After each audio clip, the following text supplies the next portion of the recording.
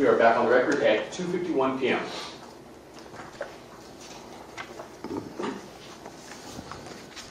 Mr. Jones, some of your Sandy Hook reporting. Hold on, excuse me, Mr. Jones. Wow.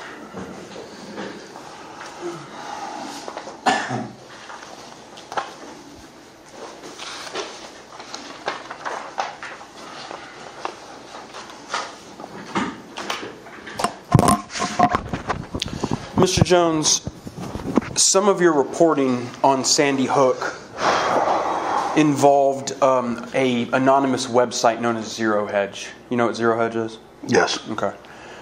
You'll remember that there was an affidavit submitted by one of the plaintiff's experts that said InfoWars and Zero Hedge promoted and endorsed each other's content. You remember that affidavit? No. Okay. You've taken issue with that statement, though. You don't believe that statement's not true? I don't know who runs Zero Hedge. I wouldn't have a relationship with them. Okay. I want to show you what I'm now marking as Exhibit 7. Do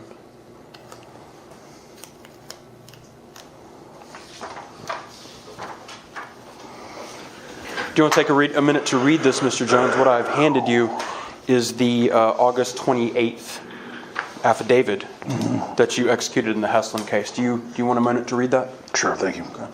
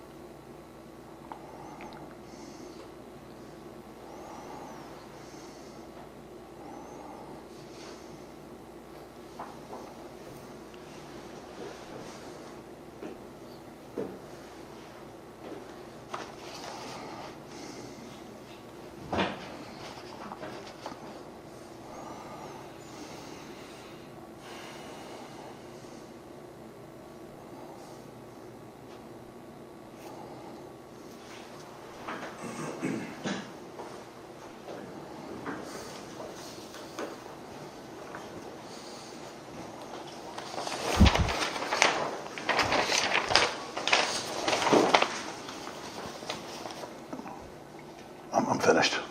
Okay, Mr. Jones. I'd like to direct your attention there at the end of page 1 and spilling onto page 2. I'm going to read a sentence there for you that's highlighted.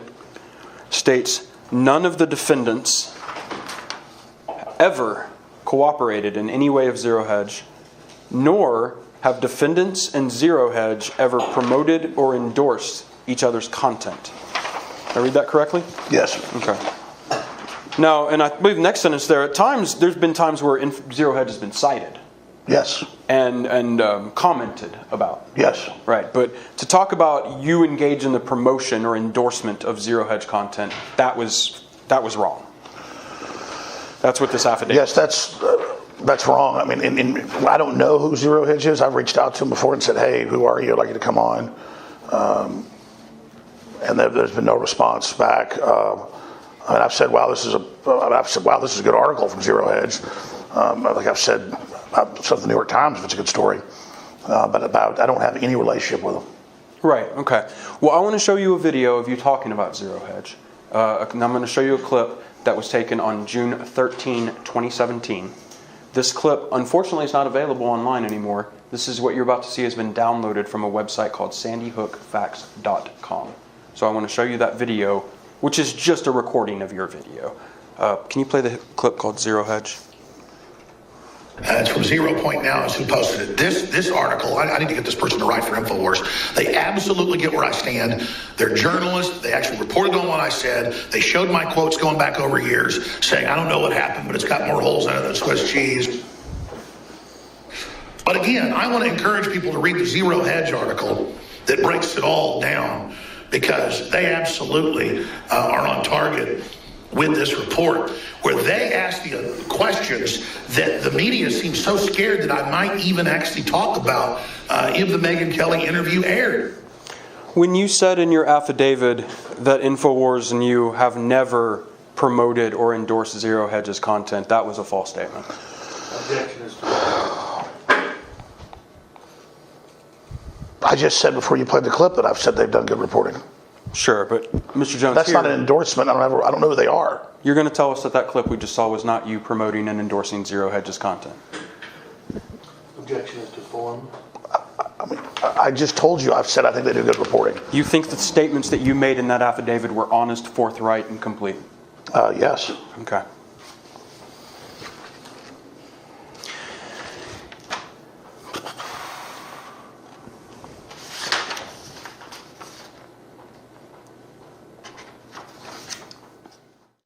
Mr. Jones, you've said in testimony in this case that you've used blue screens before, you have experience of blue screens, and that there can be anomalies if the blue screen is not properly aligned, correct?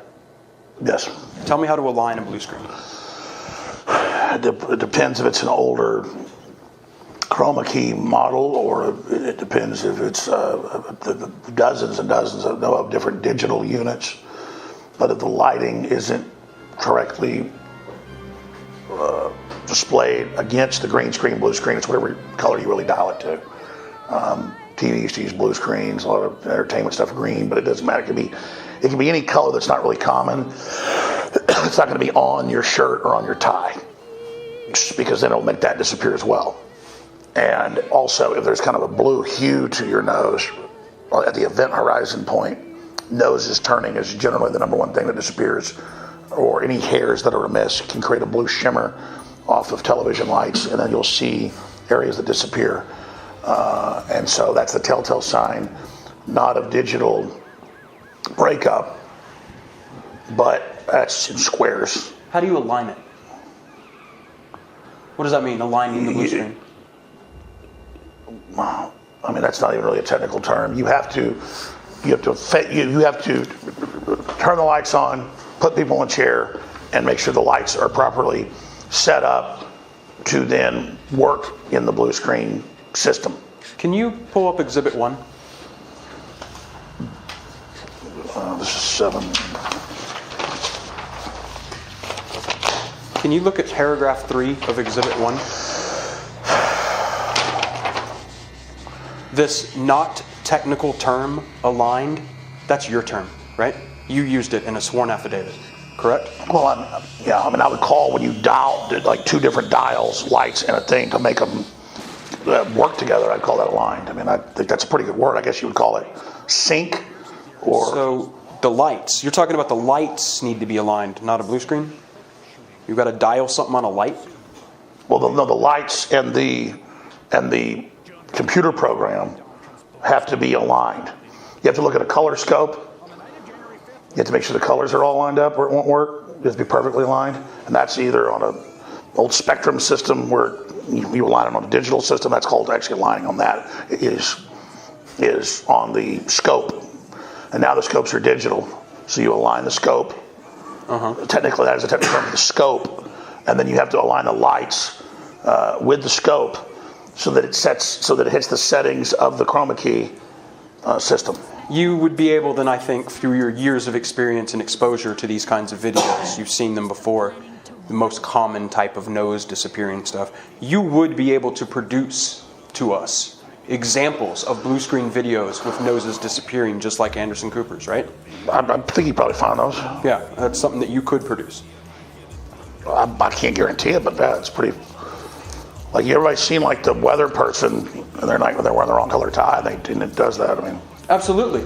And so if they're wearing a blue shirt, all of a sudden it looks like their shirt's invisible, right? Because it's the same color as the blue screen, right? Or it might be set to green and somebody sets it to blue, and or somebody hits it and it goes to brown, and all of a sudden the rest of their coat disappears. And the whole shirt disappears because it's blue. Yeah, there's a dial. You can dial it to any color you want. Okay. At least on those units. Okay. Older units. What kind do you have in InfoWars? You said you had one in the back. We have quite we probably have about 10 of them. Okay. Every new computer system has them. You still have them? All 10 of them? In fact, that's not an accurate statement. We probably have 50. You have 50 blue screen mechanical devices. No, I said that blue screen system. They're on all your major video editing software now. Okay. And then we have, somewhere we might actually have an old-fashioned tube-based one. And I'd say 50. What do you think? We got 50 computers? I mean, we probably got 50 computers old and new. Those blue screen, in other words, what InfoWars uses to create blue screen, that still exists, is available for inspection. Correct? Well, it's standard on Final Cut Pro. It's standard on all those editing systems. It's just you can go to the store and buy them. Okay, so whatever InfoWars has that it's claiming gives it knowledge of how blue screens work, that still exists. You haven't gotten rid of that stuff. Right? No, we've got a couple green screens up on the walls. Perfect. Okay. One of the things that you talked about, remember we said we're going to put a pin in it, about blue screens, is one of the reasons that you were suspicious about this interview in blue screens is because CNN's got caught using blue screens before, right? Mm-hmm. In fact, one of the things you brought up was about CNN getting caught using blue screens in the Gulf War on the satellite feeds, right? Yes. Okay. I want to play you a video really quick from something you said in May 13th, 2014 about these blue screens. Can you play CNN blue screen for me? Just like CNN, I'm going back to our guest, just like CNN back during the first Gulf War was at the broadcast center in Atlanta on top of a roof with a blue screen behind them, saying they were in Riyadh, Saudi Arabia, and Israel, different days, being hit by nerve gas. And then they went on air for parts of it with the blue screen not even turned on, with blue behind it. Now, Mr. Jones, you've seen, there was actually a satellite feed leak of this that you've seen, right? Mm-hmm. Okay. Is that a yes? Yes. Okay.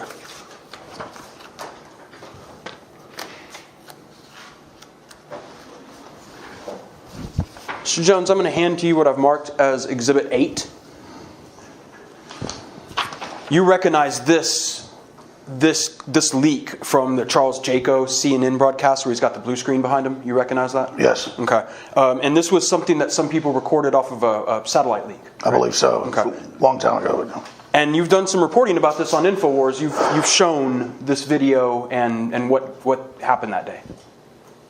Yes. Okay.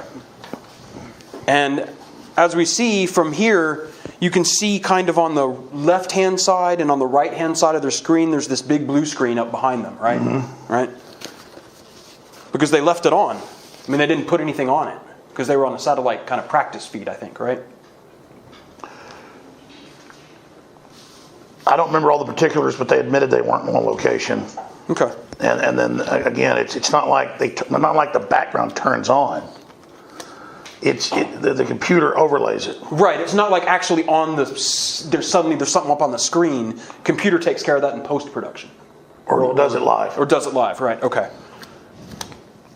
But that CNN studio, that setup, what I'm going to hand you now is what I've been marked as Exhibit 10. Do you think ABC News and Forrest Sawyer was given access to Ted Turner's secret studio? Objections to form. Do you think? I mean, I don't even know anything about this. I mean, I know they were. You've never seen that picture? No, I believe that CNN and others, especially CBS, partners with other groups routinely, but that's conjecture. I don't know. Okay. So I take it you've never done any sort of research as to where these interviews were allegedly done, where CNN says they were done. You know, this is so long ago. I think there's even PBS documentaries about this. Mm-hmm. Yeah. And let me show you an exhibit about that. I'm going to hand you now what I've marked as Exhibit 9. You've never seen the International Hotel in Riyadh, Saudi Arabia, have you? No, I know that's where they said they were broadcasting from. Let me show you what I'm going to mark as Exhibit 11.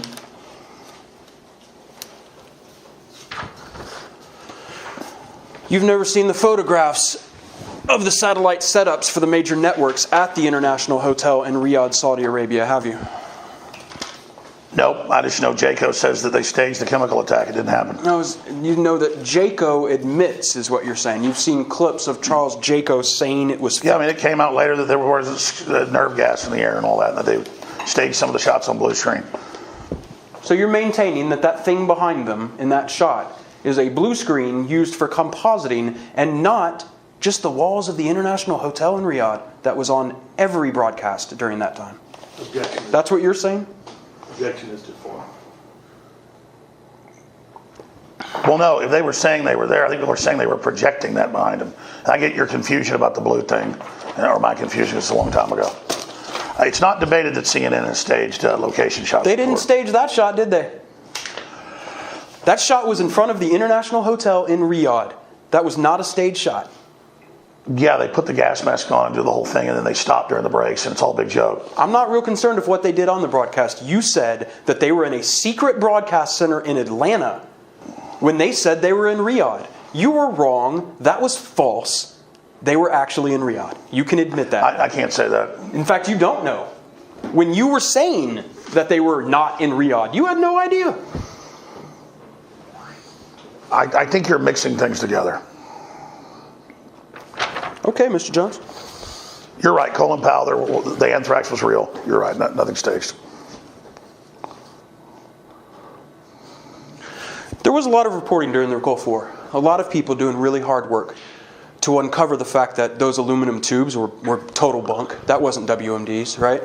Yeah, Judith Miller, was it wrong for people to question that? Absolutely. There was a lot of people questioning that. They did some really good reporting. They found out, for instance, that some of the allegations of torture in Kuwait were total bunk. It was total propaganda. Some good journalists found that out. The babies in the incubators? I think that's some of it, isn't it? That's not just the babies in the incubators, though. There was a lot of false things being told to the American public to get them to go to war, wasn't there? Yeah. And a lot of reporters did a really good work doing it and finding out what those things were. There were some really good reports, right?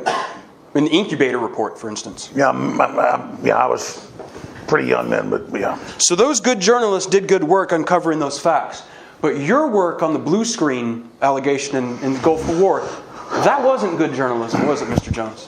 No, they admit they did blue screen shots from Atlanta and a whole bunch of places. That's what you're doubling down. You're saying that that's a fact. I'm saying you're mixing things together, so I can't say anything any further. Okay. I want to talk a little bit. Actually, I want to go back to something you said earlier, which is that you have CIA sources who told you that something's up at Vegas. Something funny's going on at Vegas. Who? Objection will instruct the witness not to answer on journalistic privilege. Gotcha.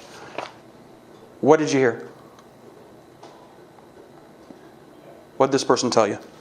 The same instruction not to answer if it in any way will disclose their identity. Yeah, I'm not asking for their identity. Go ahead. What'd they tell you? I got contacted in the morning.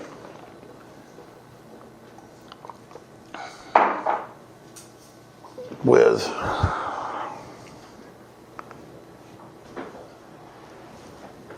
I got contacted by individuals assigned to the SURF teams, CIA assassination squads, who had people inside the hostage rescue team in Vegas, and they said that he was selling weapons to the jihadis, and that they had paraphernalia of jihadis from going to the Middle East. He was an arms dealer, and because the Saudis were having a civil war, they were having an event with the Saudi military, over 10,000 of them in Las Vegas that weekend, as part of a larger event. And that as basically inside the Saudi Arabian civil war, that they used the arms deal to get weapons inside the United States, and that they then killed the patsy and then carried out the operation, and that the whole thing was basically a Saudi civil war. And a lot of that later came out. Came out where? It came out in the news that he went to the Middle East. It came out that he'd been involved in arms dealing. And then also had to sign non-disclosures that I can't get into subsequently with other information. You've signed non-disclosures? Mm-hmm. With who? Can't talk about it. Okay. What about? What's the general topic that you can't disclose? I can't talk about it. Okay, so apparently there is some non-disclosure agreement that you signed with some unnamed person that is relevant to the allegations that you were making about Vegas? Yes. Okay, and you can't, for reasons of that non-disclosure, you can't disclose anything about that today? No, I can't. Okay. Was that a government person that you did a non-disclosure with? Objection would instruct the witness not to answer to the degree it could disclose his identity. I think that question basically would. Was it a corporate entity? The same instruction not to answer on grounds of the journalistic privilege shield as something that may identify or lead to the identification of the individual. Was it a real person or an imaginary person? Oh, it's real. It's a real person, so there is a contract. If we needed it, we could get it. It exists. Do you I already told you it exists. Do you own a copy? We have a copy of that, don't we? Well, he's just asking whether you... Yes, we have a copy. Okay, thank you, Mr. Johnson. Let's talk a little bit about sources. What is InfoWars' policy on using unnamed sources? If they've been credible in the past and have been good sources, then we report it from an unnamed source. Who is in charge or makes the decision on if the source is credible? Paul Watson, myself, Rob Dew. Okay. You've talked a lot about covering the internet. Let me be clear. Paul does his own thing, so he does his reporting, and then helps us out with other stuff. Okay, so it's you and Rob who assign credibility to sources. Yes. Okay.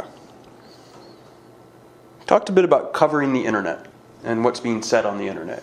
When you cover the internet and the stuff that's being said there, are there particular places that you consider important places to look on the internet for what's really being said and what's happening? Yes. What are some of your primary sources on the internet to get internet chatter? I mean, everything from The Intercept to the New York Times to Drudge Report to CNN. I mean, we just look at everything. To Congressional Record. Well, I mean, I understand you look at media and mass media and government reports, but I'm talking about internet chatter, what the people are talking about online. How do you get a pulse of that? It's not even getting a pulse. In the past, we would cover whatever the big chatter was because I thought it was interesting and the crew did. We basically try not to even do that anymore because it always gets assigned to us when we cover even big stories. Because it'll be like CNN takes the angle on Pizzagate, makes it huge. It's all a concerted effort. Washington Post, New York Times, CNN. They make that part 4chan's reporting on the huge thing, and then we go and report on this huge thing that the media, corporate media, actually went. It was like a honeypot and set up. So more and more, I try to not even report on whatever the big thing on 4chan or any of these sites are talking about. In fact, I directly stay away from it now. Okay. 4chan. Let's pick that one up first. Yes. That's sort of what I'm looking at. That's an anonymous image board, right? Yes. The posters there assigned a random number, right? Yes. InfoWars has frequently used 4chan as a source. We've reported on things being reported at 4chan. As a source, right? That's what a source is, isn't it?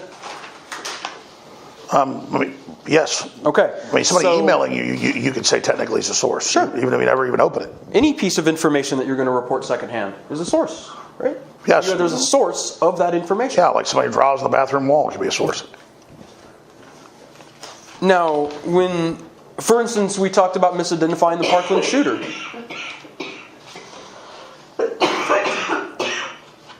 No problem.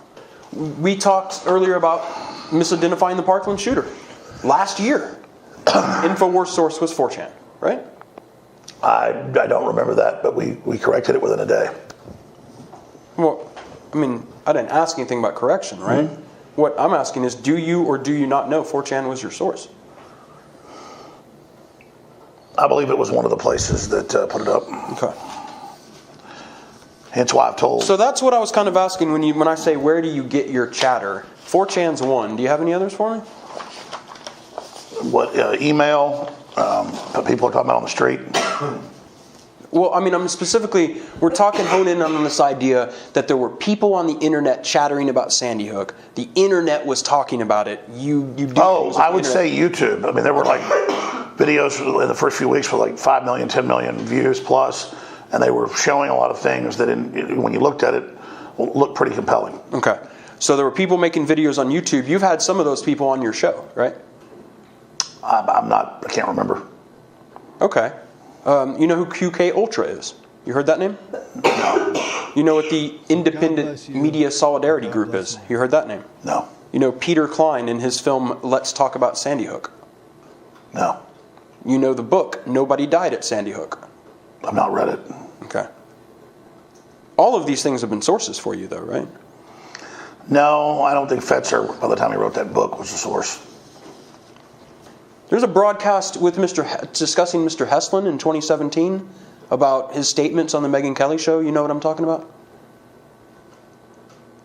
Can you give me specifics? Yeah, you were sued over it by Mr. Heslin. You know what broadcast I'm talking about now? I mean, what specifically? Mr. Jones, you understand Neil Heslin sued you? Do you understand that? Well, you're asking me about a specific broadcast. I'm saying what broadcast? Right. First I'm asking you, do you understand Neil Heslin sued you? Yes. Okay. Are you telling me that you don't know, sitting here right now, what broadcast he sued you for? I mean, I'm asking you to give me the specifics, like, so you can get me to comment. No, I'm asking you right now. That's what I want to know a question to. Do you even know what Mr. Heslin sued you for? Objection is to this being outside the scope. This is He's an individual. This There's is no Scarlett Lewis, right? Right. There's no 30B6 notice here. He has no scope. Sure there is. If he has personal knowledge, he can answer. Are you instructing him not to answer? Okay. An objection. Okay, then you can go ahead and answer, Mr. Well, Jones. don't tell him there's no scope, Mark. I don't know what the scope is. I have no idea what the scope is. What you mean? Is there something in the order that you think there's a scope? I don't see a scope. The court said you were allowed to ask things consistent with your RFPs. Yeah, whether Mr. Heslin was defamed is relevant to my case. You know that. The document requests are all about Mr. Heslin. Don't even start this with me. May I finish, please? I would rather you not, because you're not defending this deposition, Mr. Enoch. I've had an extraordinary amount of patience with you speaking during this deposition, but we're not going to do this to you when we defend depositions. Not misrepresent to this lawyer that the judge did not restrict the scope to the limited to the RFPs. Do you agree that he limited to that? No, I don't think so. Okay. Not to an RFP. No, I don't think so. I don't think the scope of no, Mr. Enoch, I don't think the scope of written discovery on request for production was identical to the scope of deposition. And many, many times, Mr. Enoch, the judge said, no, you can't ask that question for a request for production, but you can just ask it in deposition. So no, I don't agree with you at all, and I would appreciate it if you kept quiet the remainder of the deposition. You are not defending this deposition. Mr. Bankston, I will speak if it's appropriate for you to speak. It is not appropriate for you to speak, Mr. That's not occurring. Sir, I'm going to ask you to leave my deposition. Go off the record for a second. I want you to leave. I did not agree to go off the record. All right, don't go off the record. Mr. Enoch, I'm asking you to leave my deposition. You are being obstructive. You are talking. You are not appearing at this deposition. You are not defending it. If you do not agree to be quiet, I'm asking you to leave the deposition. Are you going to stay and be quiet, or am I going to have to ask you to leave? Mr. Bankston, I am not leaving the deposition. Then you're going to stay quiet. Would you like to continue your deposition? I am, and if you leave again, if you keep speaking, I guarantee you I will seek sanctions against you, Mr. Enoch. Mr. Jones. Does interactions with readers and viewers, that tends to help drive what you do on the show, right?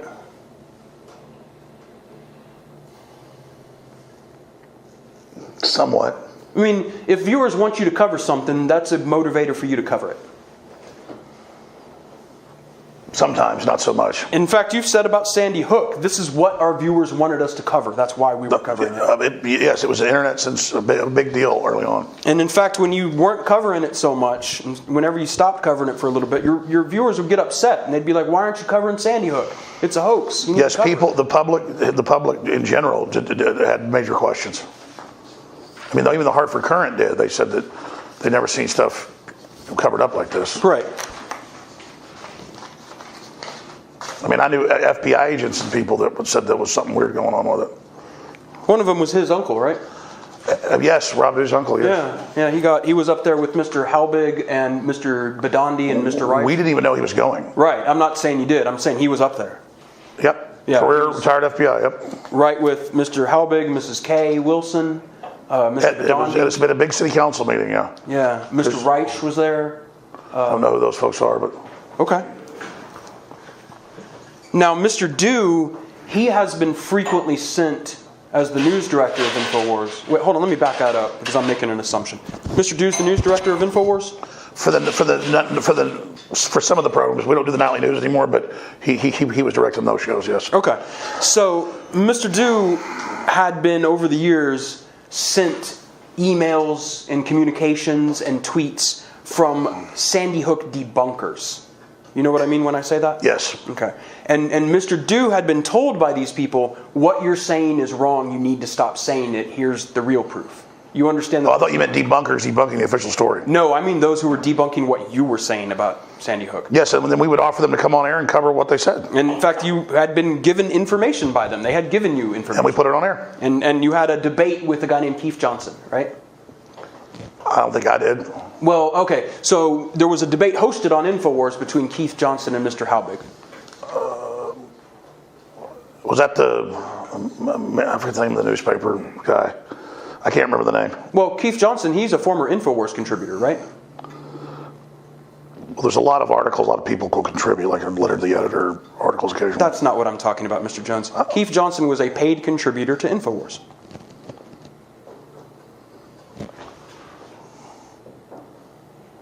Not to my memory. Okay. So there was this debate that Mr. Dew hosted, and that, would you agree with me, that's sometime around 2015? I don't remember. Okay. Mr. Dew, in addition to those debates, has been provided written information from a lot of these debunking people seeking to stop the allegation that it's a hoax. You would agree with that? Yes, there's a big internet fight going on. We were showing both sides. Right. And so, in terms of information about these anomalies, some of the things that I've been showing you today were in Mr. Dew's possession, correct? Objection, Mr. Form. I don't understand. There's been an ongoing debate back and forth on these issues. Okay. Do you know who a person named C.W. Wade is? No. Okay. You've never heard of that person's debunking efforts about what you've been saying? I've told you, like, I don't live, eat, breathe, and sleep this stuff. I get you. I'm just asking questions. I'm just really, I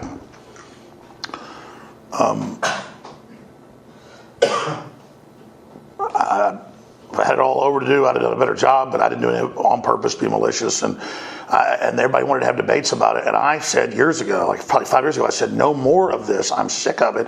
It's a tar baby. I think it probably happened. And then we'd see stuff and the cover-up and them never releasing documents and the Hartford Current saying, looks like a cover-up's going on. We don't think it's a hoax, but, you know. And so just, it's a tar baby. I'm sick of it. And so that's why I made so many apologies and statements that I'm sorry, you know, that I was even ever covering it, because I don't want it to be my identity. I'm tired of it. What question are you answering? I mean, I'm answering your question about, you know, these debates and this, and I'm trying to state, that's what I'm saying is we invited everybody on, we had debates, and if I remember that debate correctly, isn't that when Halbig really got mad? Was because we pretty much disagreed with him. Can you scroll up to my period?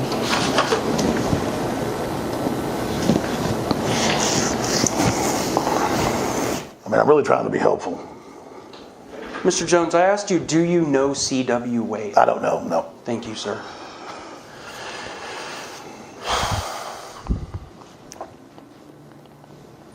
I want to talk a little bit about InfoWars LLC. Have you ever taken money from InfoWars LLC? Objection. Instruction is to privacy unless it's Sandy Hook specific or relevant, would instruct the witness not to answer consistent with the constitutional right to privacy protected under both the Texas Constitution and the United States. Okay. We'll take that up another day, I guess. Wow. I mean, I can go through the cases if you want me to. I mean, I don't at all, Mr. Burns. InfoWars LLC, has it ever had any money? Objection, same instruction to the witness not to answer on grounds of privacy. What is InfoWars LLC?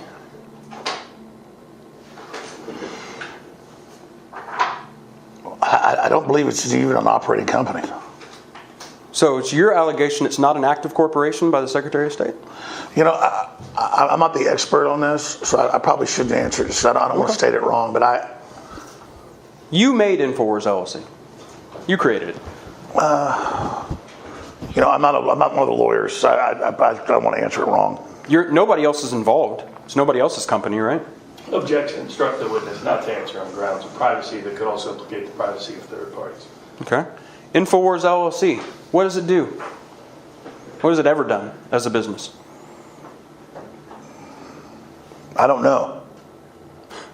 Okay. You have any job duties at InfoWars LLC?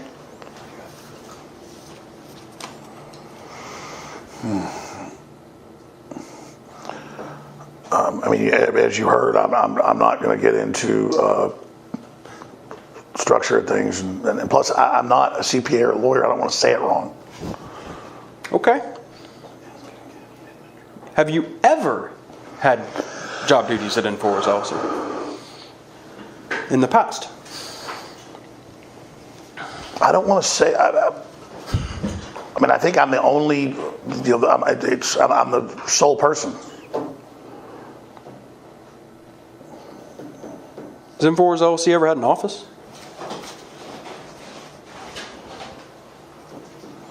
I really don't understand. I don't know what you're getting at.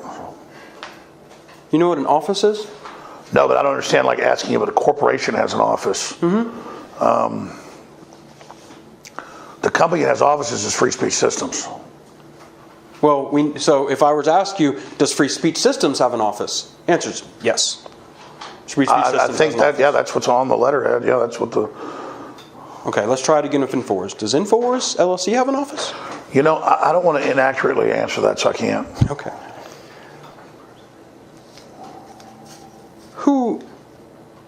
Who would be the person at InfoWars LLC who could answer that? Those corporations got set up a long time ago, and I'm not sure you'd ask those questions. Okay. Now, when it comes to Free Speech Systems LLC, you're the boss. Mm-hmm. There's nobody with more power at Free Speech Systems LLC than you. I make all the major decisions. The buck stops with me. You make final call on anything that goes to air. I don't sit there and watch over everything. I try to have good people that are smart and are trying to tell the truth. But you have the authority. If something's going to air and you find out and you don't want it on air, you can stop it. Yes, I told you the buck stops with me. Okay. Can I have a water, please? Thanks. Sure. There's not an extra cut. It's fine. Just give that coffee cup for you, sorry. Thank you. I know. Is it okay to break for 10 minutes and eat? Yeah, you know what? This is not a bad spot. We're at 3:30 right Thanks. now. I can eat 10 minutes. 10:15 is fine. If we can come back here by 3:50, I can get us out of here before 5. Awesome. Yeah. Liberty is rising. You understand how good it feels out here right now? You understand how high I am off being out here? This feels awesome. This feels fantastic. This is what it is to be alive, like our ancestors running around and stuff a lot colder than this, taking animals down and hauling them back to the women with big fires in the caves. Rah, yeah, living. That's what it's about. I'm out here bathing in the night. Forest bathing yesterday. This is what it's all about. I don't need drugs. I hate cocaine. Did it a couple times in high school. I'm like, this is horrible. It's like an anxiety attack. This is what it is to take on the globalists and have Hillary attack you and Obama attack you and the communist Chinese attack you and call for your censorship. See that dark heart. Show them the dark heart right there. There it is right there. It is. I do have gray hair only over my heart, but the point is that this is what it's all about, ladies and gentlemen. This is what it's like when you don't sit in front of video games all day and act like you're intellectual and act like you're tough. And I'm not criticizing you if you play video games. The point is it's designed and admitted to dehumanize you in every single way. And it feels so good to break free from the matrix. It feels so good to be alive. It feels so good to be involved. And it feels so good to just feel my humanity rising as we resist the globalists and as the spirit of humanity re-enters the earth and the enemy just crawls like slugs on their bellies realizing it. Now let's march back. Come on.